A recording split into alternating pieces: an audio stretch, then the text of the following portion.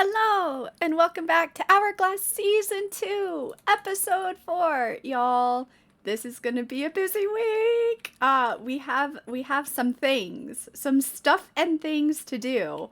So I'm gonna get right into it because I really don't have a lot of time to just stand around. We've got a big project that I signed the members of the server up for. I mean, it wasn't entirely my decision, but it kind of was. Let me show you guys what's going on. This tunnel leads right out here to what is going to be our nether fortress farm. So Virtuositas on the server is making, I'm pretty sure he's like 90% done. Like, I think the farm is functional.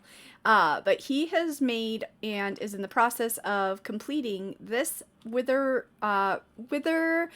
skeleton blaze and magma cream farm here in the nether. This is, not a super safe place. The farm is originally designed by Nembom. So, for those of you guys that are technical Minecraft players, you will know just how OP some of those farms are. And in order for Vert to make this thing as functional as possible, he recruited the members of the server for help in spawn proofing. Now, you can see a little bit of it behind me. I made the decision for everybody. This is where it's kind of on me.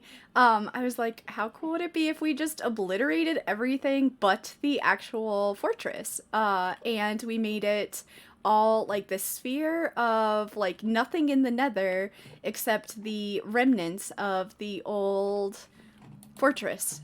So we have begun and we have spent several hours. There's been like 5 or so people involved, 5 to 8 or so of us involved at any one point. So, me, Burke, Tiny Smushmallow, who's a new member this season, and then we've also had Math Girl and Misty out here, and I'm so sorry, I know I'm forgetting some people that have been out here digging. Max was out here for a little bit. I can't remember everybody. Vert helped us day one with the slabbing the nether fortress and working on the farm and a lot of the digging for the like spawn radius down below. But we've got we got a lot of digging to do. So we've got, I think, like 5 or 6 beacons out here at the moment. And Vert has Mini HUD is a program that you can see the actual spawning sphere of where the player goes. So what he did for us was he marked out, I'm trying to find where it picks up. He marked out, there we go. He marked out with glowstone and then with some blue wool for those of us without mini HUD so that we kind of have a rough estimate of like all the land that needs to get removed. So everything inside of like the blue wool and the shroom lights and glowstone on the other side, it's gonna get more spawnable before it gets less spawnable.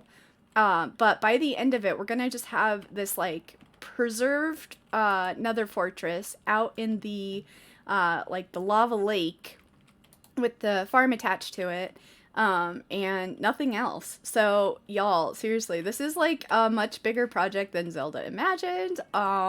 So I will be digging and I will be digging and I will be repairing tools, and the AFK levels that I've been getting from the gold farm I've been putting into making as much tools as we can to keep everybody just, if as they want to dig, they can come out here. Max made us the tunnel that you see there. Bert connected it up to the north main cardinal tunnel, so we just have like a straight shot with one turn out here. So really, it's just a nice, fun, grindy project, and not, no fear of death at all. There's not anything deadly out here. I say as I haven't died. Oh, have fun. Too slow, I'm too slow. So we're kind of using this as our little command center. Oh, and the other thing you would have noticed is the beacons are all colored differently so that we can identify if we're working near each other. So we've got like the orange ones over there, yellow, blue, there's a red one. The black one was back, ouch, over there somewhere.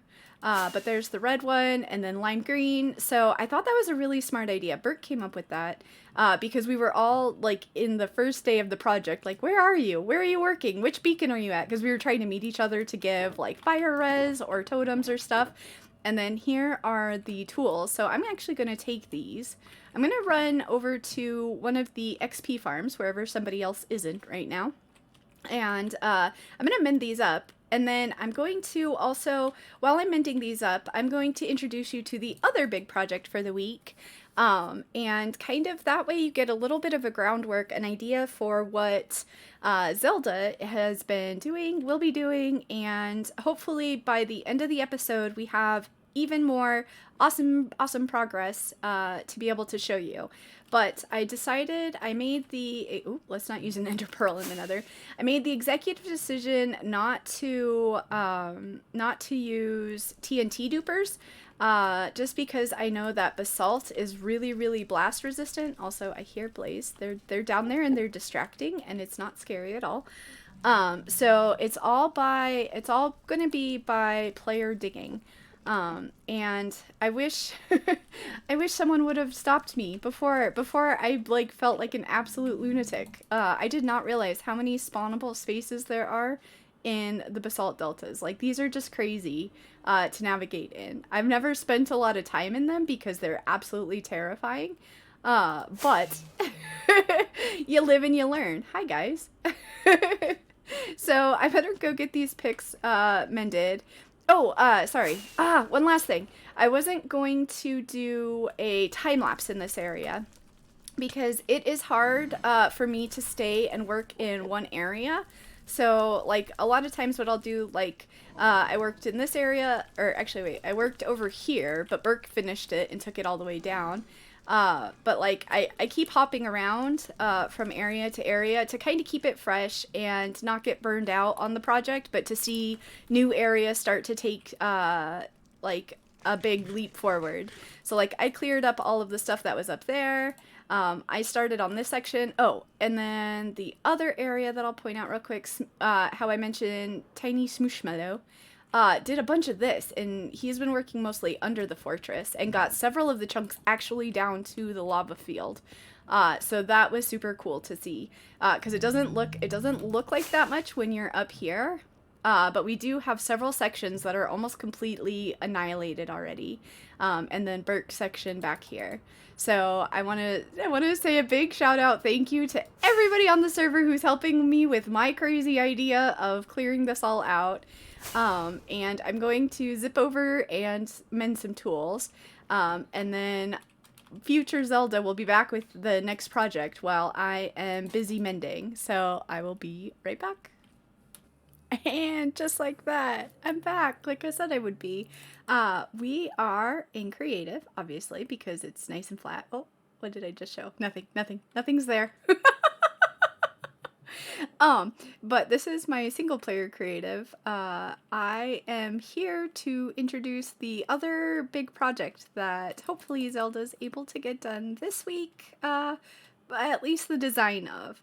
I'm not entirely certain if I'll get the whole thing done in the server, because again, like I mentioned in that last clip, is I'm trying really hard to do as much of the digging in the nether as possible, basically. But as part of the continuing evolution of Spawn, I wanted to bring you guys in and show you kind of how I do my builds now. It's not always like this, but the little bit of a glimpse you saw over there does show that, at least for so far this season, I'm testing in creative so that I can try a bunch of different things. And this is what I have found so far to work the best for me, is to use blocks that are kind of similar in tone, but blocks that I guarantee that I'm not going to be using in the actual build, so that I can see the shapes and the outlines and kind of the accents that I want to put into things. And then I'm going to go back through and add in all the texturing details.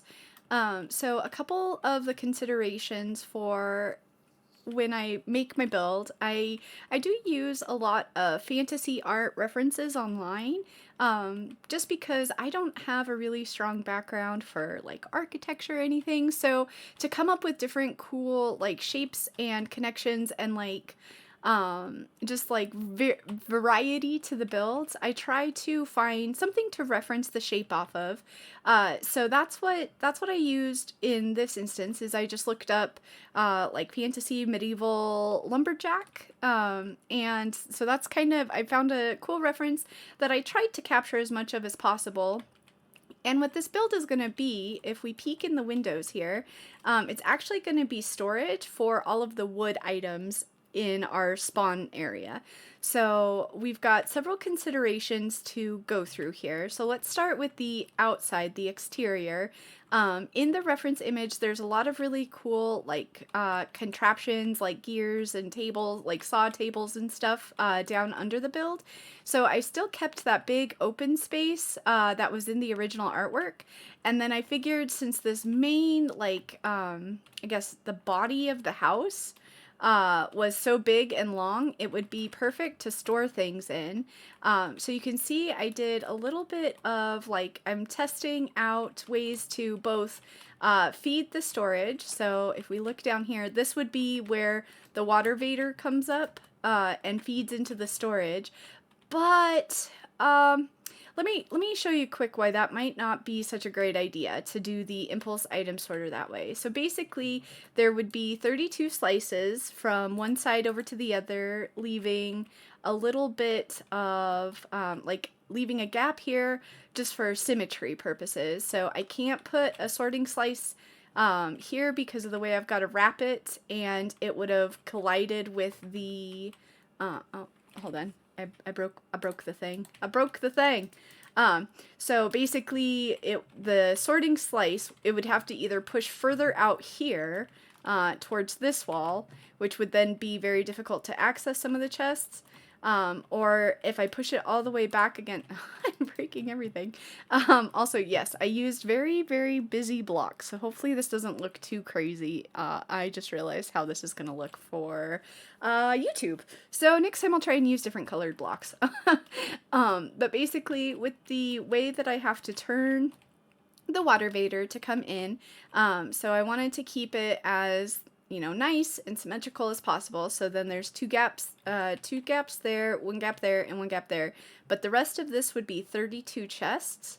So what I did was I mapped myself out what storage would look like. So there are 8 different types of wood. And then if I do the math there, that's, you know, 8 times 4 is 32. I didn't have to use a calculator. I promise. I didn't need to use a calculator.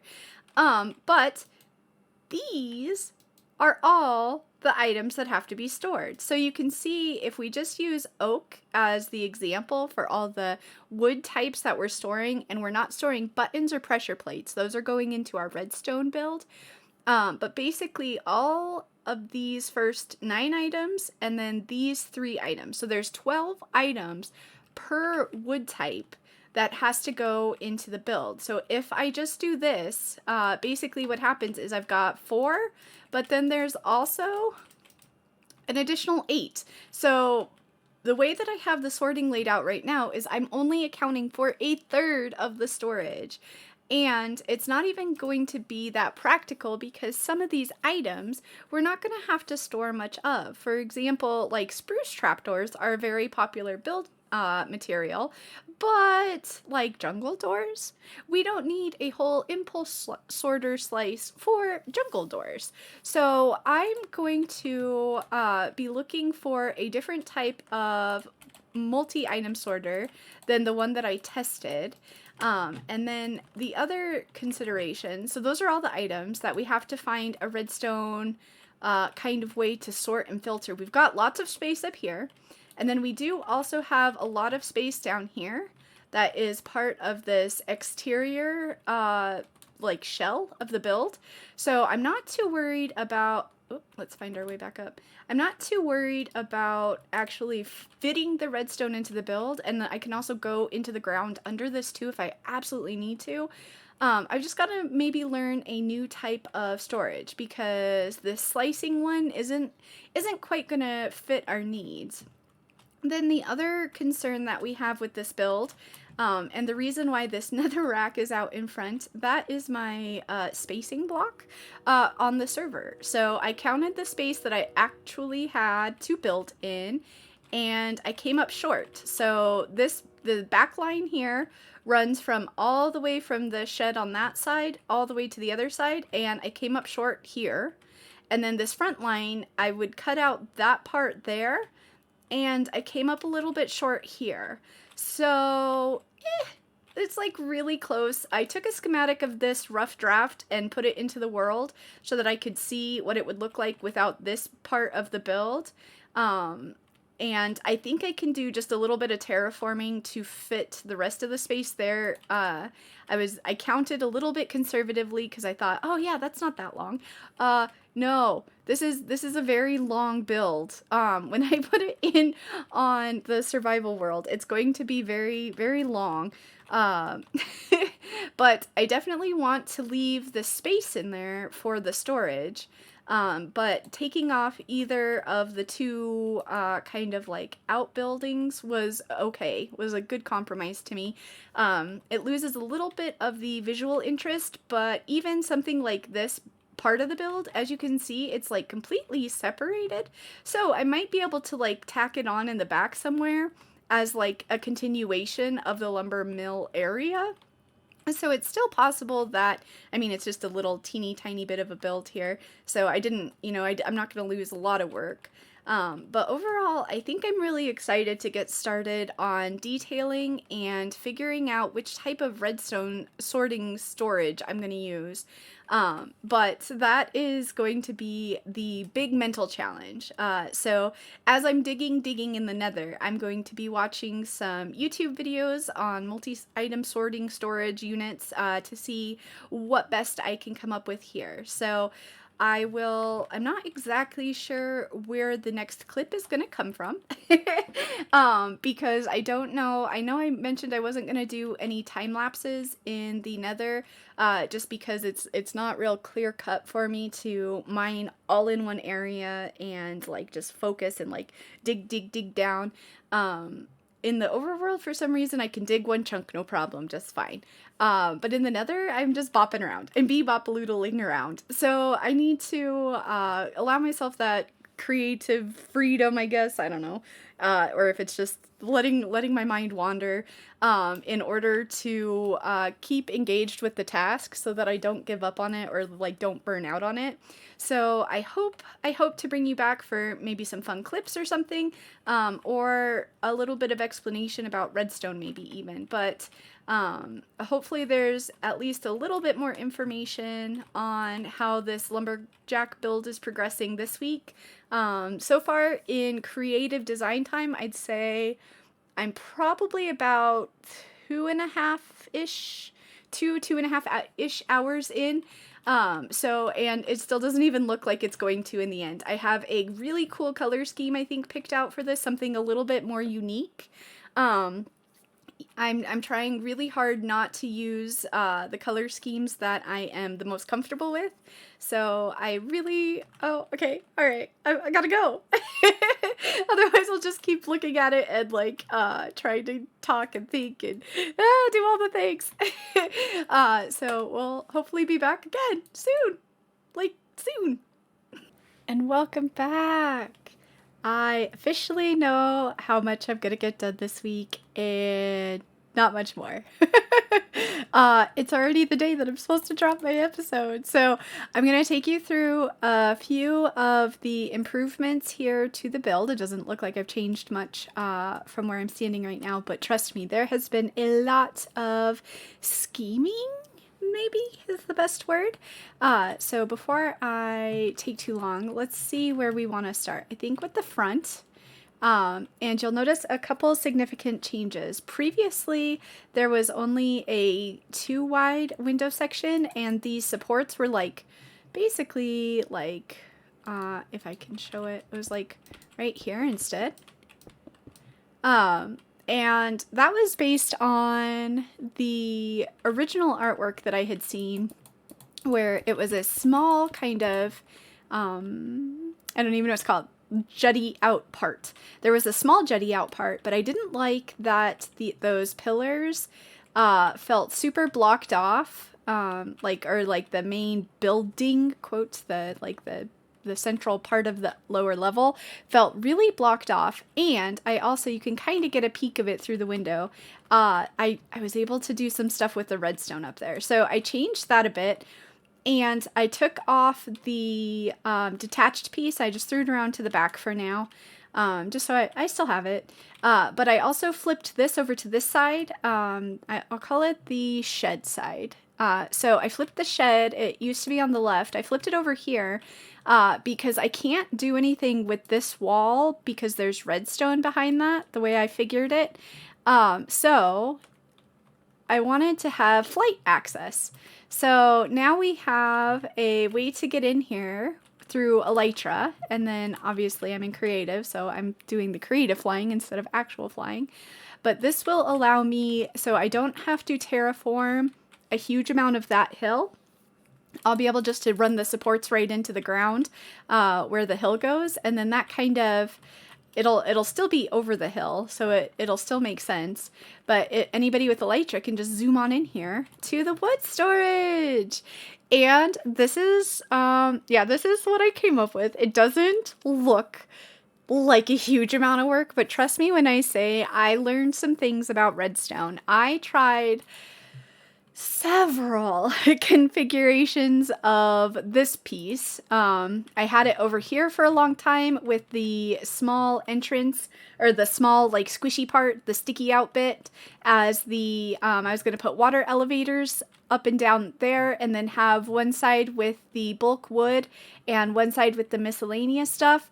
But every way that I tried to fit it in like a horseshoe over here with a like a multi-item sorter did not work. I couldn't figure out what I was doing to make it fit in this space. So to start with, a couple things. These are going to be the ups and downs. So for people without wings, they can come over here. There'll be a bubble vader up, and then just a splash pad down. Probably, I don't know which side. It doesn't honestly probably matter. But that's how we'll be able to get in here if somebody doesn't have wings, or doesn't want to fly, question mark. But then what happens is the bubble vaders stayed in the same place. So we're going to have water elevator that comes from main storage that brings the items in here originally from the multi-item sorter. That'll be kind of, I don't know why I'm pointing.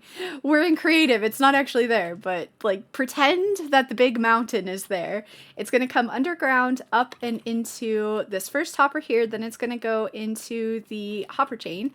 And then these are just the regular impulse item sorters for the actual like wood types. So every one of these wood types, because we're going to have, we have 2 tree farms now that do all of the regular overworld stuff, and we're going to have a separate tree farm that does the nether trees by the end, hopefully, of this coming week, question mark. So it's just going to be a matter of bone meal to run these farms and get a huge amount, huge astronomical, no, I'm just messing, amount of wood. I'm sure whatever we produce will be used up very quickly. But I do want to store just the regular wood in bulk, and then anything that obviously doesn't go through these filters continues on into this section. And now this is what I'm saying, is this looks great and smooth and slick and like not challenging at all, but y'all, this tested my redstone knowledge, and there's still a little bit here at this end that I still have to figure out. But I thought this would be the best time to bring you back, because I finally feel like I got it. So this system, and hold on just one second, I'm going to look at my notes, was originally designed by Blocky Bryson. And I also watched Misty Cat's like revisions. So I watched both of their tutorials on it. Really the only thing that I implemented different from Misty Cat was this like timer, hopper clock thing, power system to start it. And I don't know if that's 100% gonna stay because I can't, like, if I get rid of that redstone to decorate, for example, up here over these blocks, it doesn't work. That redstone is absolutely crucial. I might have maybe broken it once or twice thinking I could get rid of that. Trying to find a way to put a solid block there so that I could put like a nice like support beam or something across. No, that redstone, man, that broke it. But basically what it does, let's get over here, and I will drop a link to both tutorials into my description so that y'all can see which ones I'm talking about. Basically what happens is the stuff comes down here. It goes into this dropper here. The comparator detects that there is something new in... Sorry, I keep hitting my head. The comparator detects that there's something new in there. It basically sends a pulse cycle through this contraption here, and then also down there. It spits the item from this dropper over to that dropper, and from that dropper up to here, and from this dropper over into this hopper. Now, this hopper is pointed into this chest, which you can't really see super well. There's the little nub right there. So this hopper is pointed into this chest. If the item will go into this sorting slice, it feeds in because the bottom hopper is locked at that point and it won't let it continue. If this item doesn't get to go through this hopper, it becomes unlocked. It's like a pulse. It like clicks. It clicks a lot actually. And then it drops into the bottom hopper, which, yeah, you totally can't see this. I'll move that. Which points into the other dropper down there. That dropper then points up into this dropper, into this hopper, and same thing. It'll check this chest if it can go in there. Otherwise, the bottom hopper gets unlocked, and it so on and so forth and so on and so forth. So I am going to do a live test with y'all. I just finished setting all of the miscellaneous items in each of the wood types. So as we go through, I'll show you what's on the top. I took a little bit of time, thought it through what I thought we might end up with. Now, I know for a fact we already have, what is it? I had like 9 stacks of spruce fences or fence gates or something. Fence gates actually, I think, because extra fence gates got made, I think, for the Guardian farm. So that's why I included chests at the bottom. In both of the other versions, these are just solid blocks because these actually don't get items from the sorting slice. But I figured if we overfill on any items, we can start storing by shulker boxes underneath. But I did match each one the same items and the same quantity in each one, just as a rough estimate for what we were going to end up with. So let's take some of that. Actually, wait, hold on. Hold on. That's going to be problematic because this thing isn't super duper fast. Let's take, oh, hello, hold on. Zelda Smart. Let's take some of those, and then let's take, I don't know, some of these. Ah, come on. All right, and maybe let's take one of those, just for funsies. Okay, so we have something from a fair sampling of the chest, and I'm going to put it up there. Do you hear the clicking? Each one of that is a single item. What it does is it sends like a pulse down the whole length. I did try both versions. So the original... Oh, hold on. Wait, did I just see something? No! What did I do? Hold on. Uh-oh. That's not good. Oh, I think that was from my original test. So I tested one time with just the oak filled in. And there is a chance that items will... okay, we're done. Will get stuck in the system. So that was probably from my original test. So, yep. Okay, so we got 15 oak. We didn't have any spruce. What else? Hold on, let's put those down there. So we had some jungle. Yay, jungle slabs. And some of these trap... oh. Okay, so that is the effect of stuff getting, And I don't know where in the system it would get caught, because I only tested the first. Interesting. Wait, that is oak wood. Uh-oh. Okay, well, that's what I get for trying a live test, just because I thought I knew what I was doing. We will have to troubleshoot, because the one crimson sign didn't make it down here. And I wasn't sure, and actually there was, I think, 4 of those, so 2 of those are stuck somewhere. But I think all of the jungle slabs made it. And I honestly can't remember how many of the oak we did. Yes. So some items tend to, oh, so there's 2 oak. Let's just check all of the droppers. Can I reach all of the droppers? Also, my voice is going out a little bit, which is one of the main reasons why this is going to be a shorter episode. Oh, okay, so there's one. So basically, as more items then start filtering in here, it is going to push those items through. Like this one got pushed through from my last test cycle. So that last thing that I said I had to do on this side, where this dropper spits out, I've got to make like an overflow area. And I actually might send the overflow items down here, just to be more easily accessible. Because if it is items that weren't meant to come into this storage that somehow got mixed in, it'll be easier for us to send back to the main multi-item sorter from here. So, sorry, I did start to also say that my throat, I've not been feeling well this week. And so I feel like I'm losing my voice, or my throat's getting really scratchy, of course, right here at the end. But I think that was everything that I wanted to go over anyway. And I know, unfortunately, that I'm not going to be able to get any of the like actual detailing in. But I'm just happy to know that I have a system that can somewhat work.